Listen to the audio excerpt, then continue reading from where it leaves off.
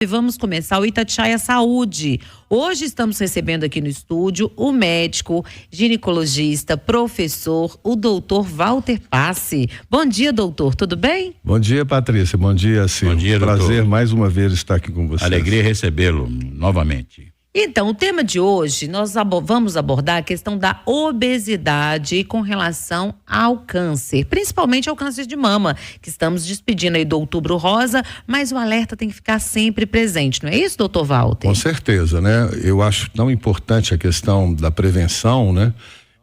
E o mês de outubro realmente é um mês reservado a estar conscientizando as pessoas com relação ao câncer de mama, ao câncer do colo do útero. É um mês reservado realmente à prevenção do câncer na mulher. E um dos mais importantes, sem dúvida, é o de mama.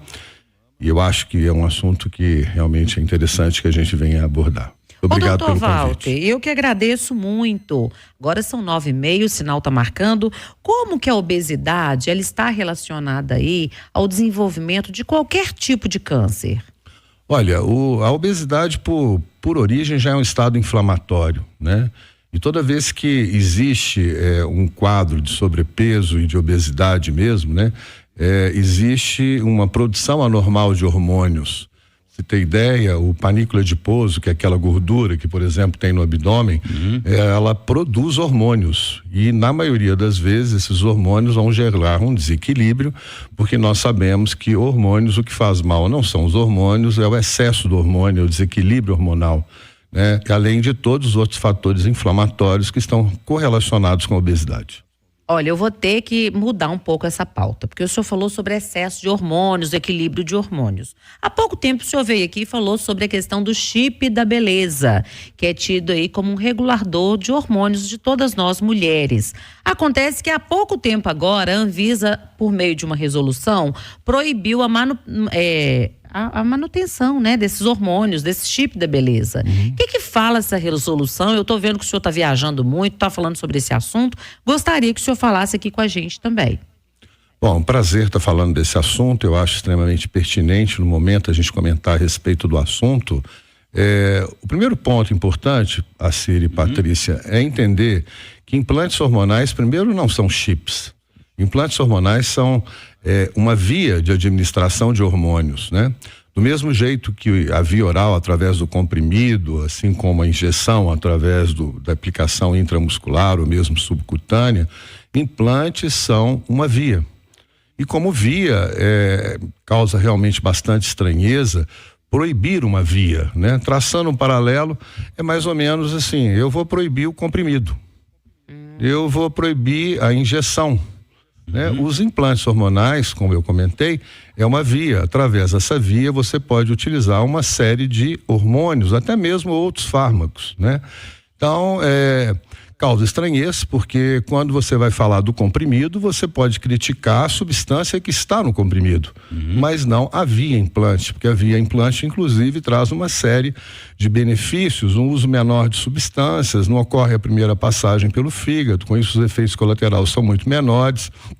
E a medicina hoje em dia, ela caminha para a individualização, né? A gente tem que entender, no caso da mulher, por exemplo, que a mulher, ela é no mês 3 mulheres do ponto de vista do perfil hormonal, e isso impacta no comportamento dela. Uma mulher logo depois que menstrua é uma, a mulher quando ovula é outra, a mulher quando está prestes a menstruar é outra, e durante a vida ela é no mínimo 4 vezes, na maioria das vezes 5 vezes diferente dela para ela mesma. Ela é uma antes de começar a menstruar e ovular, ela é outra no período reprodutivo, que ocorre isso que nós estamos falando das fases do ciclo, ela é outra no período antes da falência do ovário, ela é outra depois da falência do ovário e outra quando está grávida. Então, imagine bem, se a mulher é diferente dela para ela mesma, imagine a diferença dela para outra.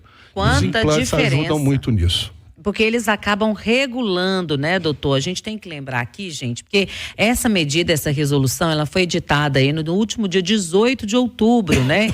E aí isso trouxe muitas dúvidas, inclusive para várias mulheres que regulam seus hormônios e já usam esse implante hormonal.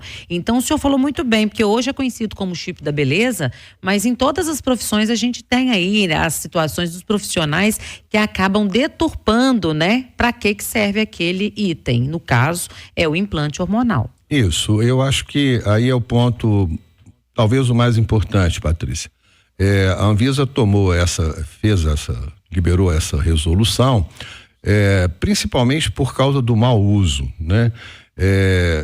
Parte já do princípio, né? Dar um nome de chip da beleza, obviamente já nos reporta a imaginar que é uma ação de marketing, né? Uma coisa extremamente equivocada, né? É muito atrativo o nome. Muito atrativo, completamente errada essa expressão, porque nunca foi chip da beleza, nunca foi preconizado pelas pessoas que utilizam de uma maneira correta como uma ferramenta para estabelecer padrões de estética, né? Ela é uma ferramenta que sempre foi preconizada para usos clínicos, como tratamento de doenças importantes, como endometriose, miomatose, né? Alterações de equilíbrio hormonal, repor hormônios que estão em carência, como situação da menopausa. Então, o fato desse uso abusivo por uma série de profissionais, a gente sabe que profissionais mal intencionados existem em todas as áreas. É verdade. E a gente teria que, obviamente, a Anvisa, que separar o joio do trigo, né? Como eu comentei, em qualquer que seja a especialidade médica, nós temos bons e maus profissionais, né? O que não pode é utilizar do mau comportamento dos maus profissionais para colocar uma medida como essa tão drástica, e por isso está sendo discutido a nível nacional e as verdades precisam ser ditas, né? Porque muitas inverdades foram faladas durante um determinado intervalo de tempo e que agora é momento de corrigi-las.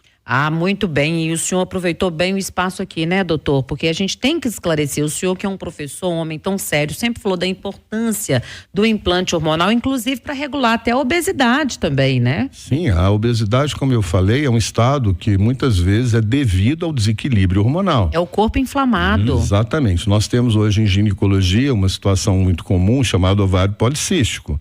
O ovário policístico, ele tem como principal causa a resistência à insulina. A resistência à insulina é aquela que leva ao ganho de peso, à obesidade. E a origem dela está não apenas na resistência à insulina, mas como consequência uma série de situações que ocorrem em ginecologia, irregularidade menstrual, aumento de doenças hormonio-dependentes como endometriose, né? Então, sem dúvida nenhuma, os implantes, inclusive de algumas substâncias, no caso eu vou citar uma aqui, o Nestorone, ela age diminuindo aquilo que é o principal hormônio que estabelece uma série de sintomas no ovário policístico, que é o hirsutismo, aumento da oleosidade. Então, esse tipo de hormônio que eu estou falando, que é o Nestorone, ele leva a reduzir os níveis do hormônio masculino, né, que é um estado comum nas mulheres que têm ovários policísticos. Então, lembrando, né, e eu vou sempre repetir isso, hormônios nenhum fazem mal. O que faz mal de fato é o excesso ou a carência. Né? Exemplo da diabetes, né? Se você tiver muita insulina no corpo, você vai ter excesso de insulina, uma hipoglicemia. É verdade. Se você tiver pouca insulina no corpo, você vai ter diabetes. Na primeira situação, a gente tem que tratar de tomar medidas para reduzir essa insulina. Na outra situação da carência, nós temos que dar insulina a ela. Então, o norte da endocrinologia sempre foi o equilíbrio, né? Nós tratamos desequilíbrios e os hormônios são empregados como realmente são empregados de maneira correta, tentando ou indo em direção ao equilíbrio hormonal. Que aula, hein? Ou seja, as pessoas têm que pensar muito, aliás, as mulheres que engordam muito, que bebem muita cerveja, que eu sei que ninguém está aqui para tirar o prazer das pessoas, mas o prazer demais, a água demais mata a planta, né? Com certeza, Cira. Aí também é um ponto muito interessante, né? Voltando à situação da resistência à insulina, a mulher que tem resistência à insulina é uma mulher, o homem, né? Ela tem por herança essa resistência. A resistência, ela é herdada. E quando existe a resistência à insulina, o corpo por si só, ele pede o carboidrato, né? Ele vai fazer com que aquela pessoa tenha mais atratividade pelo carboidrato. Então, esse tipo de situação, ele envolve não apenas um hormônio, mas uma série de hormônios, né? Eu falo muito frequentemente que a endocrinologia, a questão dos hormônios, trabalham como se fosse uma orquestra. Você tem uma série de instrumentos, né? E se um instrumento estiver tocando de forma errada, vai comprometer todo aquele som que vai sair daquela orquestra, né? É verdade. E é como ocorre, por exemplo, nessa situação da resistência à insulina ou na carência de qualquer que seja o hormônio, inclusive os hormônios produzidos nas gônadas, ovários e testículos. Gente, que aula! É a frase aqui da Sandra Damasceno, ligadinha, tá falando. Que aula sobre essa aula hormonal. Eu amei, viu, doutor Walter? Eu também. Olha, o nosso tempo é curto, mas eu quero agradecer muito ao médico ginecologista, ele que é professor, tá sempre aqui com a gente, doutor Walter Passe. Muito obrigada. Não some não, só sumiu, viu? Sumi nada, é um prazer a gente estar aqui, né? São muito queridos, você, Patrícia, a Cir, né? É uma alegria nossa. imensa de estar aqui com vocês. Muito obrigada, doutor. Volte sempre. Obrigado.